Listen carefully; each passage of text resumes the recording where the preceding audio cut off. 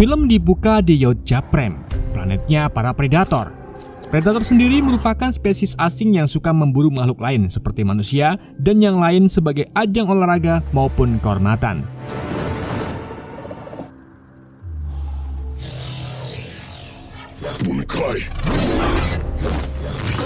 Terlihat dua saudara predator yang bernama Dek dan Kwai sedang duel di dalam sebuah goa.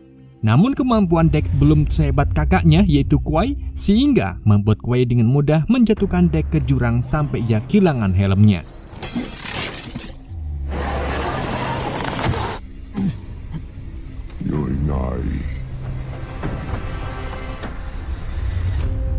Setelah itu, Dek dan Kwai pergi ke pesawatnya, di mana Dek mengaku kalau ia ingin sekali membuktikan ke para predator lain kalau ia sekuat kakak dan juga ayahnya.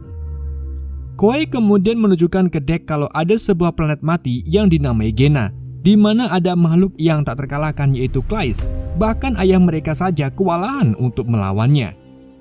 Maka dari itu, Dek berniat untuk mengalahkan Kleist dan menjadikannya sebagai trofi. Sehingga para klan percaya kalau Dek sekuat Kwai dan juga ayahnya.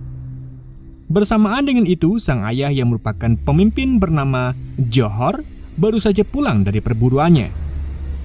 Meskipun Dek menyambut ayahnya dengan rasa penuh hormat, namun Enjor terlihat tidak suka dengan Dek karena dianggap paling lemah di antara para klannya. Selain itu, ukuran tubuh Dek juga paling kecil di antara yang lain serta tak mendapatkan cukup banyak buruan. Tapi di situ Kwai berusaha membela adiknya dan mengatakan kalau Dek akan pergi ke planet Gena untuk mengalahkan Kleist. Namun, Enjor tak percaya kalau Dek akan membawa Kleist sebagai trofinya. Jadi Enjor pun menyuruh Kwai agar membunuh Dek saja. Enjor kemudian mengeluarkan senjatanya untuk mengikat Dek. Dengan begitu Kwai bisa memenggalnya. Kwai pun bersiap dengan pedangnya dan hendak mengayunkannya ke tubuh Dek.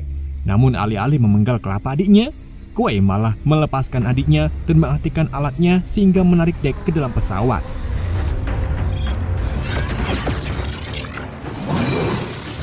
Sedangkan Kwai sebisa mungkin melawan Enjor. Namun kemampuan bertarung Enjor sudah tak ragukan lagi. Si Enjor lalu memotong tangan Kwai sehingga membuat Kwai kehilangan banyak darah. Tapi tak cukup di situ saja, Enjor juga menikam Kwai dari belakang. Kwai pun mengaktifkan pesawatnya dan mengirim Dek ke planet Gena. Sebelum akhirnya Enjor membunuh Kwai.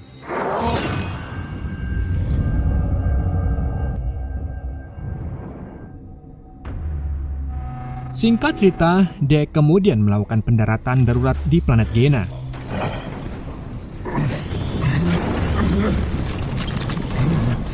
Ia lalu meluncurkan potnya, tetapi di saat itulah makhluk bersayap pemakan daging yang disebut Kalus muncul dan menabrak Dek hingga membuatnya nyusruk di hutan.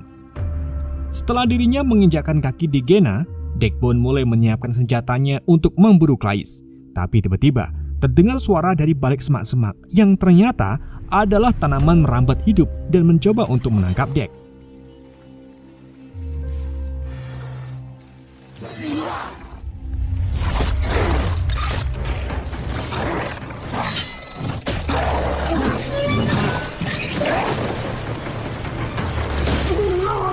Meskipun Dek sudah melawannya menggunakan alat-alatnya, namun tanaman itu muncul lebih banyak hingga membuat Dek kewalahan. Sampai akhirnya, Dek menggunakan pedangnya dengan cukup baik untuk memotong tumbuh-tumbuhan monster tersebut. Dek lalu menggunakan salah satu tanaman itu untuk naik ke bebatuan tinggi dan pergi dari hutan tersebut.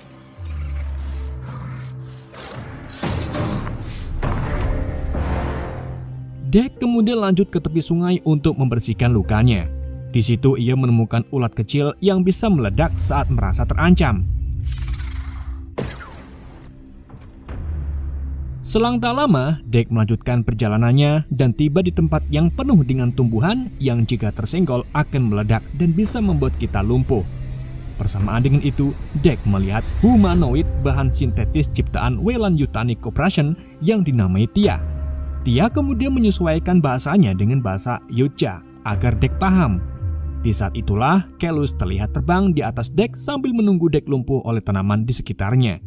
Alhasil Tia pun menawarkan untuk menolongnya, tapi Dek harus melemparkan senjatanya karena Tia kini terjebak di pepohonan. Awalnya Dek berpikir kalau ia tak membutuhkan pertolongan Tia, Tapi saat Kelus mulai menjatuhkan bebatuan agar tanaman itu meledak dan mengenai Deck, Deck akhirnya melemparkan senjatanya ke Tia. Dan seketika Tia pun langsung membebaskan dirinya dan melompat ke Kelus lalu membunuhnya sebelum makhluk itu menyerang Deck. Beberapa saat kemudian, Deck terbangun dari pingsannya dan Tia juga sudah mengobati Deck dari kelumpuhan menggunakan obat penawar buatannya. Tia lalu meminta tolong ke Deck untuk mengangkatnya karena ia kini tak memiliki kaki setelah pertempurannya dengan Kellis. Jadi ternyata Tia ini merupakan robot yang dikirim perusahaan Weyland-Yutani untuk melakukan penelitian di planet Gena. Karena jika mereka mengirim manusia, sudah pasti tak bisa bertahan hidup di planet mengerikan ini. Tia juga menjelaskan kalau sebelumnya sudah banyak para Yoja yang menginjakkan kaki di planet ini, tapi mereka semua tak selamat. Maka dari itu, Tia yang tahu keberadaan Kellis pun mengajak Deck untuk kerjasama, di mana Tia akan membantu Deck menunjukkan jalan menuju sarang Kellis. Jika sesamanya di sana, Deck harus mengalahkan Kellis dan dengan begitu Tia bisa mengambil kakinya kembali. Awalnya Deck menolak karena seorang Yautja tak membutuhkan bantuan orang lain untuk memenangkan trofinya. Namun Tia meyakinkannya kalau ia bisa berguna dan bisa menjadikan alat untuk mendapatkan Kellis. Karena alat navigasi Deck rusak, alhasil Deck pun sepakat untuk membawa Tia bersamanya sebagai alat, karena Tia lebih mengenal planet ini. Deck kemudian mencangking Tia sambil berjalan menyusuri planet tersebut. Selama perjalanan, Tia terus mengajak Deck mengobrol. Namun, Deck terlihat cuek dan tak menjawab satupun pertanyaannya. Lalu saat keduanya melewati sungai, mereka mendapat serangan terus-terusan dari lintah yang menempel di batuan. Alhasil Tia pun melemparkan beberapa lalat yang ia tangkap untuk menarik perhatian mereka. Dengan begitu, Deck dan Tia bisa melewati sungainya. Tia lalu mengungkapkan kalau ia sudah mempelajari organisme makhluk hidup di planet ini. Jadi ia tahu bagaimana mengatasi makhluk-makhluk buas di planet tersebut. Setelah berjalan cukup lama, Deck membuat tali menggunakan ranting-ranting pohon untuk mengikat Tia di belakangnya. Singkat cerita, saat malam tiba, keduanya beristirahat di dalam goa, di mana Tia bercerita kalau ia serta timnya dikirim ke planet ini 2 tahun yang lalu dan membangun pangkalan. Namun mereka diserang oleh Kellis sehingga Tia terpisah dengan timnya. Meskipun begitu, Tia berharap kalau rekan setimnya yaitu Tessa masih selamat dan akan datang menyelamatkannya. Tia dan Tessa memang diciptakan dengan wujud yang sama untuk bekerja sama. Tia ditugaskan bekerja di lab sedangkan Tessa di lapangan.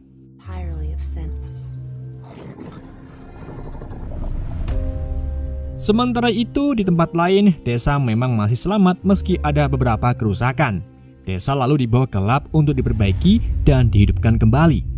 Mereka juga melihat memori Tessa selama di planet Gena saat melawan Kellis. Dan karena misinya belum selesai, jadi Tessa ditugaskan kembali untuk mendapatkan spesimen XX0522. Tessa juga diperingatkan oleh adanya ancaman baru di Gena, yaitu berupa Yoja.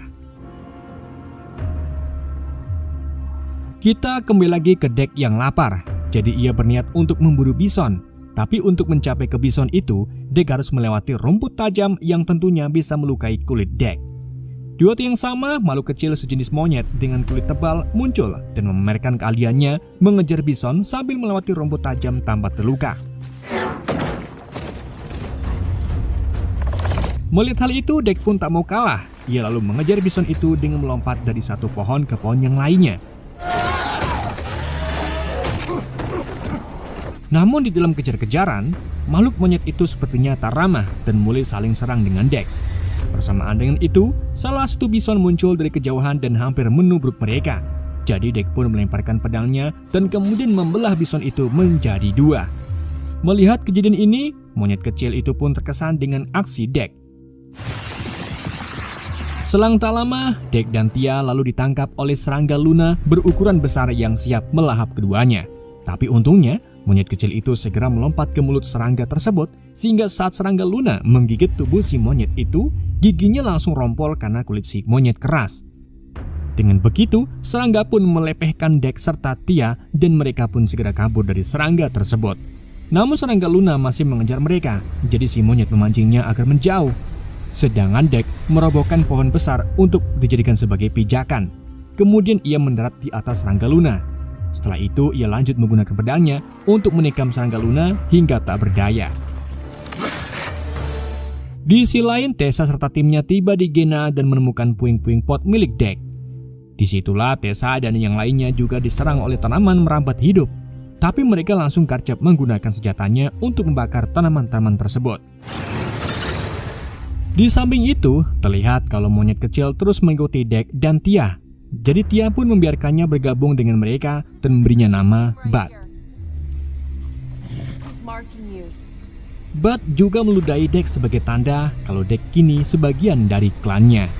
Mereka lalu mulai curhat, di mana Deck mengungkapkan kalau ia sedang berduka karena saudaranya yaitu Kuai yang dibunuh oleh ayahnya. Maka dari itu, Deck berusaha memburu Kelis untuk membuktikan kalau ia tak lemah. Sedang Tia ikut dengan Deck agar menemukan kakinya dan berusaha untuk mencari keberadaan Tessa.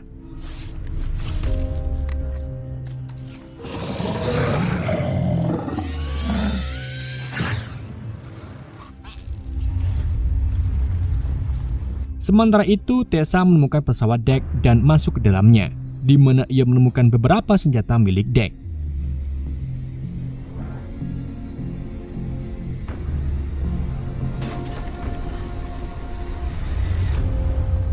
Di pagi harinya, Deck bersiap untuk pergi, namun Tia menolak untuk pergi sebelum Bud bangun.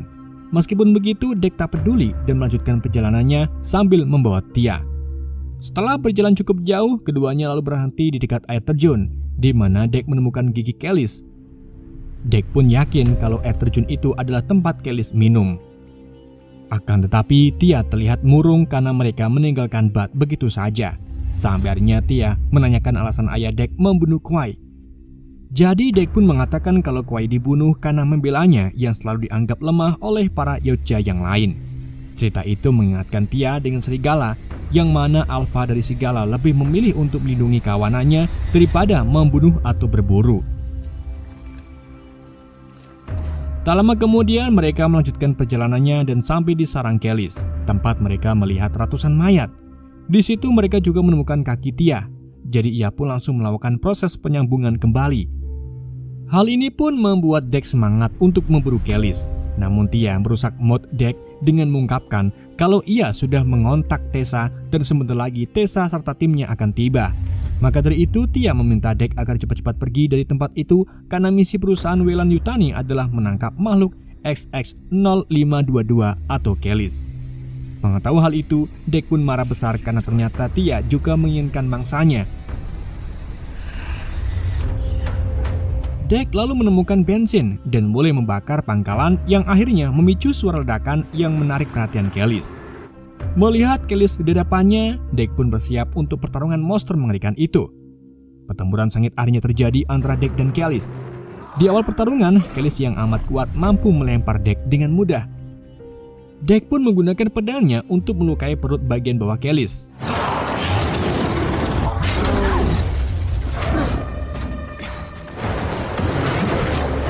Mengetahui kalau Deck sedang kewalahan, Tia pun menunda pemangsangan kakinya dan bergabung dalam pertempuran untuk menembaki Kelis, sehingga memberi Deck waktu agar menyangkutkan rantai ke tubuh Kelis.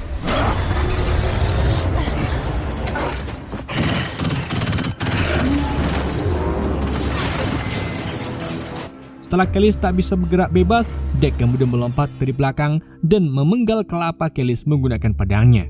Namun, itu bukan akhir dari kemenangan Deck, karena ternyata dengan waktu yang singkat, Kelis mampu beregenerasi dan menyerang Deck lagi. Saat Kelis menerkam Deck ke tanah, tiba-tiba Tessa dan timnya datang, di mana Tessa melemparkan senjata yang ditemukan di pesawat Deck yang mampu membekukan Kelis maupun Deck. Dengan begitu, Tessa pun menangkap keduanya. Selang tak lama, Deck kemudian terbangun dengan keadaan diikat oleh Tessa, sedangkan Tia berada di bawah kendali Tessa. Tessa lalu mulai memindai pikiran Deck untuk mencari alasan kedatangan Deck ke Gena, namun ia tak menemukan apapun. Karena Deck terus memberontak, jadi Tessa pun menyuntikkan suatu zat ke tubuh Deck. Tak hanya itu saja, Tessa juga menggunakan alat untuk memasuki otak Deck dan mengambil sampel untuk penelitiannya. Tia yang tak tega melihat Deck pun membujuk Tessa agar melepaskan Deck dan mengambil senjatanya saja, karena Yautja bukanlah tujuan mereka. Namun Tessa tak mau berhenti, sehingga Tia terpaksa mematikan mesinnya. Tessa lalu memberitahu ke Tia kalau mereka diciptakan dengan emosi agar bisa menjelajah dan mengeksploitasi makhluk-makhluk di planet yang berbeda. Tapi Tia menegaskan kalau Dek berbeda karena ia masih memiliki rasa peduli untuk membantu Tia, layaknya seperti Tessa yang datang kembali untuk menyelamatkan Tia. Namun, Tessa mengungkapkan kalau ia datang kembali bukan untuk menyelamatkan Tia, melainkan karena ingin menyelesaikan misi mendapatkan Kelis. Seperti halnya para Yocha, Tessa juga akan menyingkirkan timnya yang lemah karena akan mempersulit misi mereka. Dan yang dimaksud adalah Tia yang sudah banyak kerusakan. Jadi Tessa pun memintakan anak buahnya untuk mengunci Tia. Lalu saat salah satu anak buahnya masuk, ia terlihat tertarik dengan senjata milik Dek. Alhasil Dek pun memberitahu kalau itu adalah peta. Dan untuk melihatnya, pria itu harus membukanya lalu melihat ke dalamnya. Tapi ternyata itu jebakan, karena itu adalah alat yang bisa meledak sehingga memungkinkan Tia membebaskan Dek. Tia juga membuka gerbang kendaraan dan menyuruh Dek untuk melarikan diri dengan menjatuhkan dirinya ke dalam air. Sementara itu, Tia dan Tessa kembali ke pangkalan Weyland-Yutani, sedangkan Dek pergi ke pesawatnya untuk mengobati luka-lukanya. Namun ia masih marah karena merasa dikhianati. Bersamaan dengan itu, Dek menemukan baju siram milik Kwai yang memiliki simbol serigala dan menginspirasi Dek untuk bangkit lagi. Dek pun mulai mengumpulkan tanaman maupun makhluk hidup yang ada di Gena untuk dijadikan sebagai senjata baru.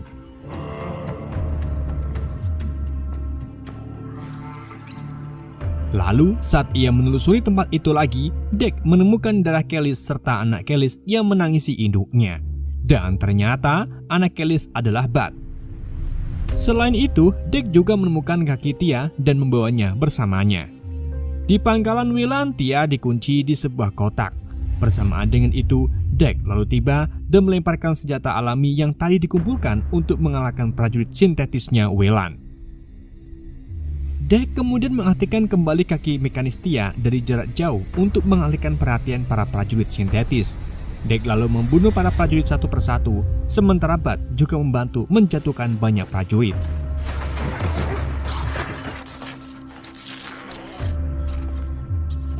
Di samping itu, Tessa berkomunikasi dengan sistemnya yang disebut sebagai Mother. Tessa berbohong kalau Yoja yang ia temui sudah mati, sehingga Mother mengeklaim kalau Yoja itu bukan lagi ancaman bagi mereka. Company will be pleased. Di sisi lain, pertempuran Dek dengan prajurit sintetis terus berlanjut. Sementara kaki Tia berhasil menemukan tubuh Tia dan melepaskannya.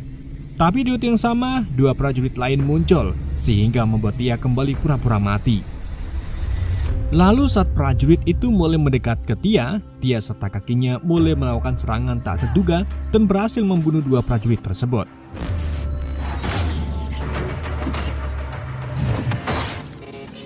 Good job. Kini Tessa bersiap untuk memulai eksperimennya pada Kelis. Sedangkan Dek dan Bat menjemput Tia yang tentunya membuat Tia terharu karena Dek masih peduli dengannya. Tia pun mengajak Dek dan Bat agar cepat-cepat pergi dari tempat itu. Namun Dek menolak karena Kelis yang mereka tangkap adalah ibu dari Bat. Dek lalu menyembunyikan alarm darurat sehingga membuat Tessa dan para prajurit lain mulai berkumpul untuk mencari sumber bahaya. Dengan begitu, Tia dan Bat bisa melepaskan Kelis.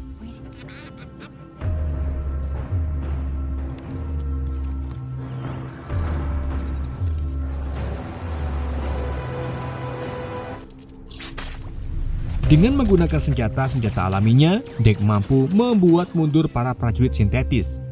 Sedangkan Tessa muncul menggunakan kendaraan berat dan melakukan serangan berturut-turut ke Dek.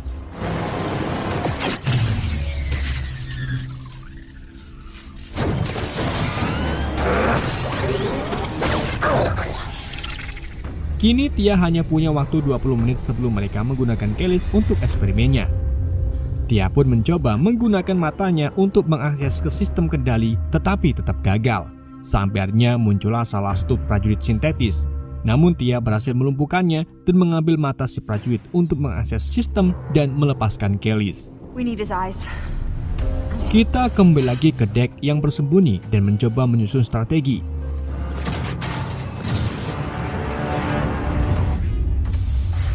Lalu saat Tessa mencarinya, Dek langsung menyergapnya dari atas sambil bergelantungan pada kendaraan Tessa. Sampai akhirnya, Kelis berhasil melepaskan diri dan kemudian menyerang Tessa.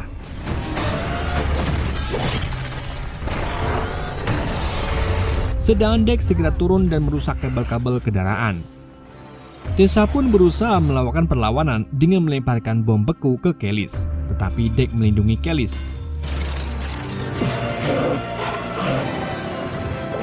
Kelis pun menjadi semakin marah dan kemudian menghancurkan kendaraan tersebut.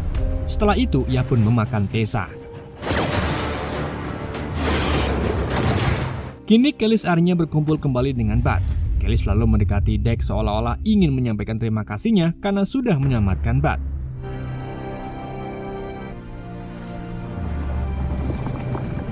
Akan tetapi tiba-tiba Kelis bergerak dengan aneh dan perlahan membeku sebelum akhirnya meledak.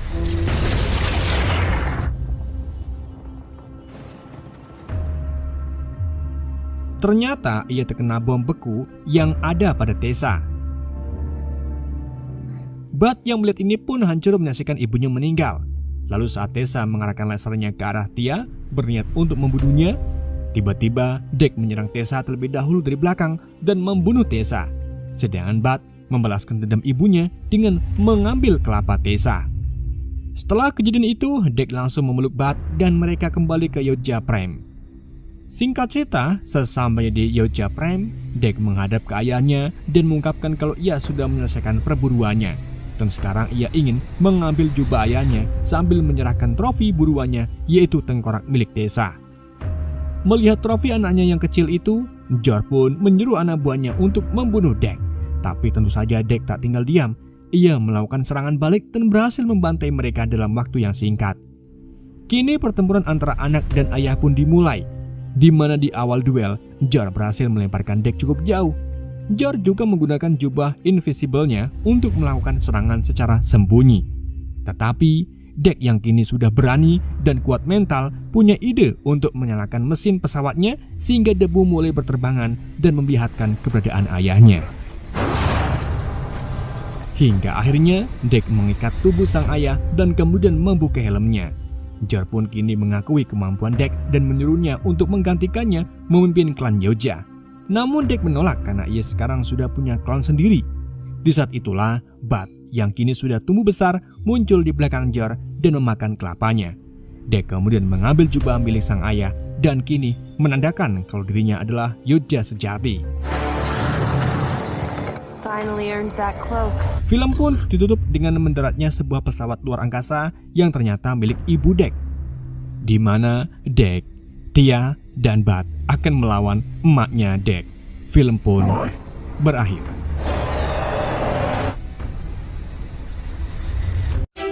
Oke guys, itulah alur cerita film Predator Badlands. Semoga kalian terhibur dengan alur cerita yang saya bawakan. Mohon maaf jika ada kesalahan dalam penyampaiannya ataupun penyebutan nama.